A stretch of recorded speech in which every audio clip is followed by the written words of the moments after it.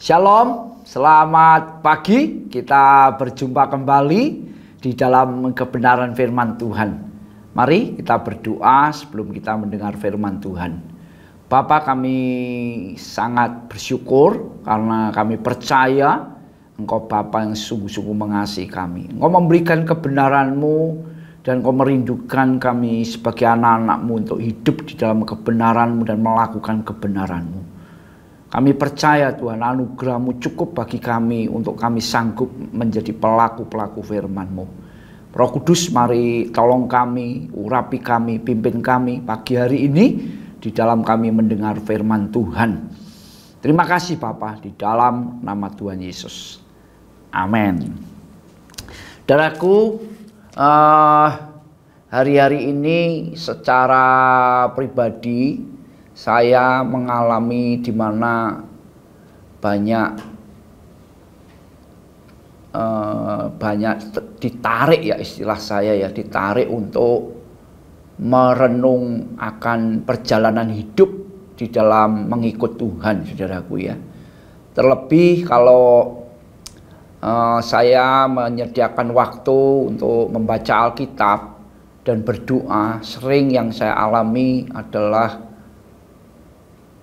merenung akan perjalanan hidup ini, saudaraku. Banyak perkara, banyak kejadian di dalam hidup ini, dan kalau kita tidak mendekat kepada Tuhan, nanti kita akan mengambil jalan yang menurut kita benar, saudaraku. Seringkali saya juga mengalami hal seperti itu, tapi belakangan ini ketika ditarik, istilah saya ya, ditarik oleh Tuhan untuk banyak merenung, di sanalah Tuhan banyak mengajar untuk kita lebih bijaksana, saudaraku. Dan sekali lagi di dalam perenungan itu saya semakin sadar bahwa hidup tanpa benar-benar mengandalkan Tuhan atau sadar bahwa hidup kita ini penuh dengan kelemahan, saudara benar-benar akan saudara akan benar-benar melihat bahwa kalau kita tidak melekat dan dekat dengan Tuhan, kita akan menjadi orang-orang percaya yang berjalan menurut apa yang kita pandang benar, saudaraku. Dan itu yang membuat saya semakin, Tuhan tolong untuk benar-benar hari-hari ini belajar untuk rendah hati, belajar untuk lemah lembut. Dan tentunya sekali lagi hal-hal semacam ini kita tidak punya kemampuan tanpa kita benar-benar sadar bahwa kita butuh Tuhan, saudaraku. Yang bisa melembutkan hati saudara dan saya itu hanya Tuhan. Dan saudara bisa ngomong, aku mau Tuhan. Oleh sebab itu belakangan ini memang banyak hal-hal yang secara pemikiran kita, pemikiran saya ya terutama, ada hal yang kadang-kadang kok kayak gitu ya, gitu saudaraku ya. Dalam arti kata negatif, kok ini orang bisa negatif sama saya. Terus kadang ada hal-hal yang Tuhan ya, kalau bahasa rohaninya orang Kristen itu diizinkan terjadi gitu saudaraku ya. Ya, sebenarnya kadang-kadang bukan diizinkan, karena kebodohan kita juga, saudaraku, ada hal yang tidak enak terjadi dalam hidup kita. Jadi sekali lagi intinya ketika kita duduk merenung gitu ya, saudaraku, nanti saudara akan diajari Tuhan bahwa kadang memang karena kebodohan kita, karena ketegaran hati kita, karena hal-hal yang memang Tuhan mau, hal-hal yang tidak benar itu dicabut daripada hidup kita. Kadang memang Tuhan izinkan hal itu terjadi dalam hidup kita, saudaraku ya.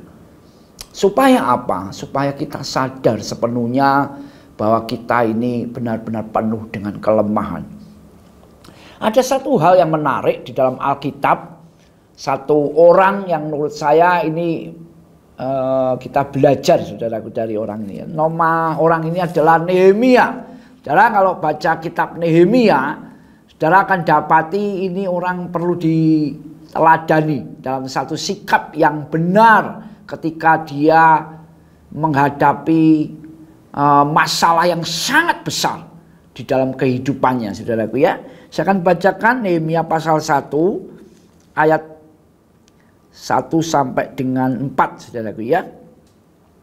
Riwayat Nehemia bin Hakaliah pada bulan Kislew tahun ke-20 ketika aku ada di Puri Susan, datanglah Hanani, salah seorang saudara-saudaraku, dengan beberapa orang dari Yehuda. Aku menanyakan mereka tentang orang-orang Yahudi yang terluput, yang terhindar dari penawanan, dan tentang Yerusalem. Kata mereka kepadaku, orang-orang yang masih tinggal di daerah sana yang terhindar dari penawanan ada dalam kesukaran besar dan dalam keadaan tercela. Tembok Yerusalem telah terbongkar dan pintu-pintu gerbangnya telah terbakar. Ketika aku dengar berita itu, duduklah aku menangis dan berkabung selama beberapa hari. Aku berpuasa dan berdoa ke hadirat Allah semesta langit. Ya. Respon yang benar ketika hidup kita mengalami tekanan, mengalami hal-hal yang buruk, atau kita jatuh bangun dalam dosa, ya, pokoknya ini masalah gitu ya. Contohnya seperti ini, orang-orang Yahudi pada waktu itu melawan Tuhan dan mereka mengalami benar-benar kehancuran total, saudaraku ya. Yerusalem hancur, sudah dihancurkan semuanya. Banyak orang ditawan, dibuang oleh Raja Babil, saudaraku ya. Dan ada sekali lagi hal yang menarik sekali ketika Nehemia mendengar kabar tentang hal-hal yang menimpa orang-orang Yahudi pada waktu itu. Responnya sangat luar biasa. Ya, responnya sangat luar biasa. Saudara dan saya kalau melihat, ya, ini melihat dirimu sendiri, atau kalau engkau melihat orang lain lah ini, saudaraku ya. Kadang kita ini lebih pintar melihat kelemahan orang lain daripada kelemahan diri sendiri, saudaraku ya. Saatnya, entah engkau melihat dirimu sendiri terpuruk, entah engkau melihat orang lain terpuruk, engkau harus berespon yang baik seperti Nehemia ini. Yang merespon dengan tangisan, Tuhan, tolong kami, tolong teman-temanku, tolong kami semua Tuhan. Pulihkan kami Tuhan, pulihkan saya Tuhan. Yang menangis di hadapan Tuhan. Dan dia melakukan hal yang luar biasa, yaitu aku berpuasa dan berdoa.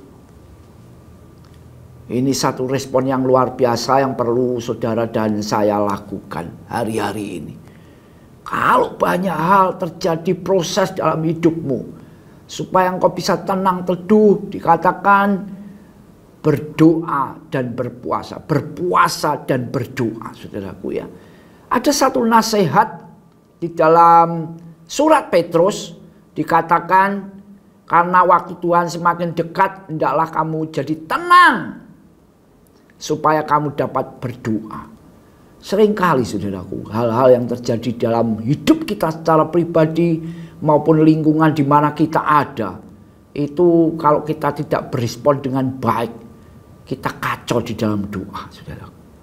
Kita kacau di dalam kehidupan rohani kita. Yang timbul adalah penghakiman, yang timbul adalah kekecewaan, yang timbul adalah hal-hal yang negatif yang membuat kita jauh daripada Tuhan, saudaraku.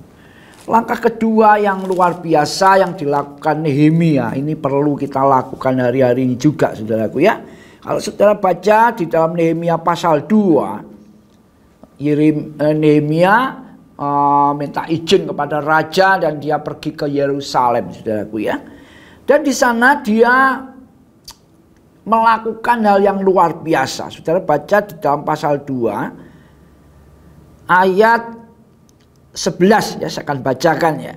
Maka tibalah aku di Yerusalem, sesudah 3 hari aku di sana, bangunlah aku pada malam hari bersama beberapa orang saja yang menyertai aku. Aku tidak beritahukan kepada siapapun rencana yang akan kulakukan untuk Yerusalem yang diberikan Allahku dalam hatiku. Juga tidak ada binatang lain kepadaku kecuali yang kutunggangi. Demikianlah pada malam hari aku keluar melalui pintu gerbang lebak ke jurusan mata air, ular naga, dan pintu gerbang sampah. Aku menyelidiki dengan seksama tembok-tembok Yerusalem yang telah terbongkar dan pintu-pintu gerbangnya yang habis dimakan api. Kata menyelidiki ini luar biasa, saudaraku ya. Jadi hari-hari ini yang perlu kita lakukan. Duduk mencari Tuhan, menyelidiki diri sendiri. Kenapa ada hal yang buruk menimpa kita? Kenapa kita bisa gampang melihat kesalahan orang lain? Duduk menyelidiki dan membawa hidup kita kepada Tuhan. Saudaraku, dulu waktu saya masih sekolah di Katolik, ada waktu-waktu yang namanya devosi, saudaraku ya. Diajari untuk devosi. Ya. Kalau bahasa Jawanya itu keren, bersemedi gitu, saudaraku ya. Merenungkan apa yang sudah saya lakukan dari pagi hingga malam. Merenungkan. Kalau ada yang tidak benar, minta ampun kepada Tuhan. Ya. Itu namanya devosi. Ya. Kalau Alkitab mengajarkan siang malam kau merenungkan firman Tuhan, itu sama dengan devosi, saudaraku. Ya. Hidup kita ini harus benar-benar dibawa kepada Tuhan. Dan saya percaya Roh Kudus akan menolong saudara dan saya untuk menyelidiki akan hidup kita ini masing-masing, saudaraku. Supaya apa? Supaya hidup kita ini semakin hari semakin diluruskan. Atau bahasa Alkitab, semakin hari kita menjadi semakin serupa dengan Yesus Tuhan. Sekali lagi pagi hari ini kita belajar dari Nehemia. Kalaupun ada hal yang buruk terjadi dalam hidupmu, carilah Tuhan. Menangislah di hadapan Tuhan. Lakukanlah, berpuasa dan berdoa. Percayalah, Tuhan akan buka jalan. Tuhan akan memperlihatkan apa yang harus kita lakukan dalam hidup kita, saudaraku. Ya. Dan langkah kedua, kalau ada hal-hal yang buruk itu terjadi dalam hidupku, selidiki hidup kita masing-masing. Kenapa hal ini terjadi padaku? Ya. Kalau memang Tuhan tunjukkan sesuatu yang saudara harus bertobat, bertobatlah. Saya percaya panggilan hidup kita di dalam mengikut Tuhan adalah menjadi semakin serupa dengan Yesus Tuhan sendiri. Amin. Mari kita berdoa. Bapa, kami sangat bersyukur buat firman-Mu pagi hari ini. Ajari kami Tuhan, hari-hari ini kami banyak duduk diam di kaki-Mu, berdoa, bahkan kalau perlu kami berpuasa Tuhan, supaya kami semakin mengerti apa yang Kau mau di dalam hidup kami. Roh Kudus, tolong kami, pimpin kami hari-hari ke depan ini. Terima kasih Bapa, kami bersyukur, kami berdoa di dalam nama Tuhan Yesus. Amin. Tuhan memberkati.